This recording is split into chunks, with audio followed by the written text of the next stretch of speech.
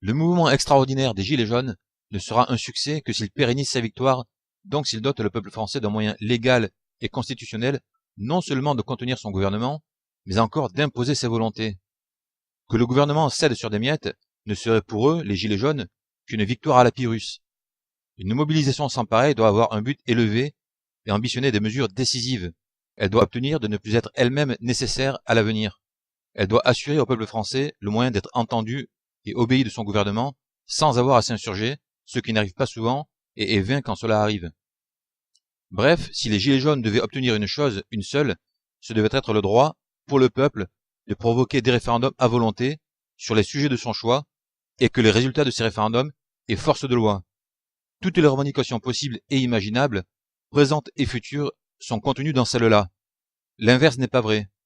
Dans la mesure où le gouvernement ne démissionnera pas, quelle que soit la pression, à moins d'une véritable insurrection, et où sa démission même, quoique jouissive, n'offrirait aucune satisfaction concrète et aucune garantie face à ses successeurs, le but est moins de le pousser à démissionner qu'à capituler sans condition devant le peuple, dont il est supposé être l'instrument et non le fléau, et qu'à céder à ses exigences. Mais il cédera d'autant plus facilement que ces exigences seront limitées, claires, indiscutablement légitimes et universellement soutenues. La présente proposition a le mérite de ramener la démocratie à son véritable principe, le pouvoir du peuple, et par là même de révéler l'imposture actuelle et de désarmer les imposteurs. Que pourront opposer au peuple exigeant la souveraineté ceux qui défendent un système dans lequel il est souverain mais seulement sur le papier, c'est-à-dire ceux qui défendent un système qui n'est pas ce qu'il proclame, face à ceux qui demandent juste qu'il soit ce qu'il prétend être. Les concepteurs du système soi-disant représentatif ont cru duper le peuple. Il est temps que le peuple montre qu'il n'est pas dupe de cette fausse démocratie et qu'il arrache le masque des hypocrites et des despotes afin que ceux-ci fassent amende honorable ou assument ouvertement d'être des ennemis du peuple. Pour que la proposition en question soit claire, elle doit pouvoir être nommée. Il s'agit de permettre que des référendums soient provoqués à l'initiative d'un certain nombre de citoyens issus du peuple, un nombre conséquent, par exemple 500 000, témoignant de l'intérêt suscité par le problème soulevé. Cette disposition est connue sous deux noms, référendum d'initiative citoyenne, RIC, ou référendum d'initiative populaire, RIP. Il faut opter pour l'une ou l'autre de ces formules, a priori synonymes. Un référendum d'initiative citoyenne suppose que les signataires sont citoyens. Ce terme est d'autant plus choquant qu'il ne choque personne. Il est vrai que nous sommes supposés être des citoyens. Mais qu'est-ce qu'un citoyen? Un maître et un esclave forment-ils société? Sont-ils concitoyens? Non. Et que sont les riches par rapport aux pauvres? Les oppresseurs par rapport à ceux qu'ils oppriment? Les exploiteurs par rapport à ceux qu'ils exploitent? Les voleurs par rapport à ceux qu'ils ont volés? Ceux qui ont tous les droits par rapport à ceux qu'ils ont dépouillés? Forment-ils société? Sont-ils concitoyens? Pas davantage. Il n'y a pas de société digne de ce nom, pas de citoyens au vrai sens du terme dans l'inégalité en droit. Et il n'y a pas d'égalité possible dans le système monétaire. L'égalité bien comprise, celle des citoyens en devoir et en droit, n'est pas impossible en soi, mais elle implique de sortir du système monétaire, donc de savoir pourquoi et comment. C'est là un autre sujet et un prochain combat. Pour l'heure, il importe de comprendre pourquoi donner du citoyen à des gens qui ne le sont pas en réalité est dangereux, pourquoi c'est un piège. En fait, il s'agit du même type de piège que celui qui consiste à appeler démocratie un système politique qui n'en est pas une. De manière générale, ce type de piège est appelé novlangue. La novlangue consiste à désigner une chose par le mot qui désigne son contraire, ou à associer un mot sensé à un concept vide de sens, ou encore à désigner une chose grave par un mot ou une expression insipide. Bref, la novlangue, c'est la manipulation des mots avec lesquels on pense afin d'empêcher les gens de penser correctement. Plus un système tyrannique est perfide, plus il y a recours. Plus un système est perfide, plus il y a recours, plus il est tyrannique. La première façon de déjouer une tyrannie est donc de ne pas accepter son vocabulaire, de redonner leur vrai sens aux mots, d'appeler les choses par leur nom. Adopter le langage et les sophismes de l'ennemi, c'est être ligoté dans sa tête et ne pas pouvoir se révolter ou être vaincu d'avance. Nous sommes dans cette situation. Il est facile d'éviter un piège une fois celui-ci mis en évidence. On ne tombe que dans les pièges que l'on a vus, et surtout dans ceux que l'on ne veut pas voir. Le piège du mot démocratie, tel qu'il est employé par le système, est aujourd'hui éventé dans une certaine mesure. Le système soi-disant représentatif, qui n'est que le gouvernement des ultra-riches, s'est affublé du titre de démocratie pour se donner un air populaire et que personne ne lutte pour la véritable démocratie, sous prétexte qu'elle existe déjà. Opposer à la démocratie en mots, la démocratie en fait, est le coup le plus rude qui puisse être porté au système. Toutefois, une conception plus populaire de la démocratie n'est toujours pas la démocratie.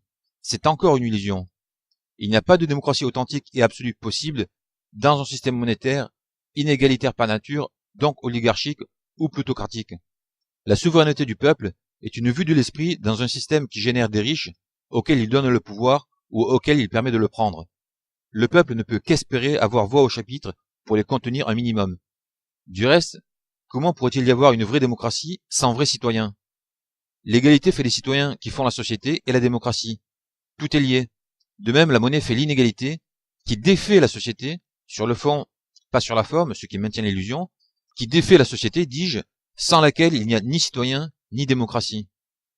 Il ne s'agit pas d'échapper à un piège pour tomber dans un autre. Il est utile de combattre le système au nom de la démocratie, mais il ne faut pas s'illusionner et croire que de ce combat sortira la vraie démocratie. Tout ce qui augmente le pouvoir et le contre-pouvoir du peuple va dans le bon sens, mais n'est qu'une étape. Même un système techniquement démocratique ne serait pas encore la démocratie, c'est-à-dire l'ère de l'égalité bien comprise, des citoyens dans toute leur dignité, de la cité fondée sur les principes de l'ordre social.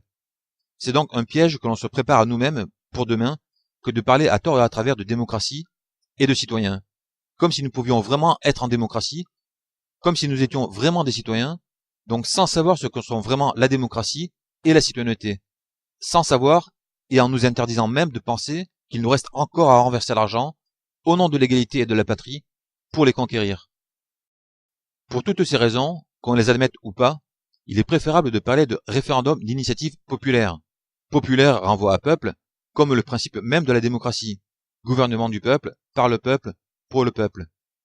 Le simple fait d'évoquer le peuple annonce donc des intentions démocratiques, ce qui, dans le cas présent, est justifié.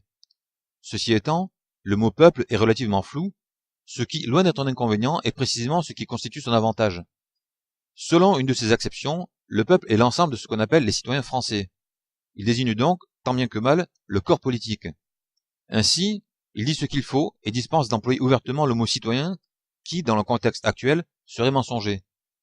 Enfin, un peuple reste un peuple, quels que soient les rapports entre ses membres. Le concept est toujours pertinent. Inégalité ou égalité, le RIP resterait le RIP. À l'inverse, des citoyens, au vrai sens du terme, ont entre eux des rapports bien précis, ceux qui découlent de l'acte d'association politique et que le système monétaire sape. De sorte que, si rien ne peut empêcher d'utiliser ce mot, puisqu'il existe, l'utiliser pour désigner des gens qui n'ont pas ces rapports et ignorent même quels ils doivent être, n'est pas fait pour qu'ils s'interrogent et l'apprennent. RIC serait un nom judicieux dans l'égalité, mais il est trompeur dans l'inégalité.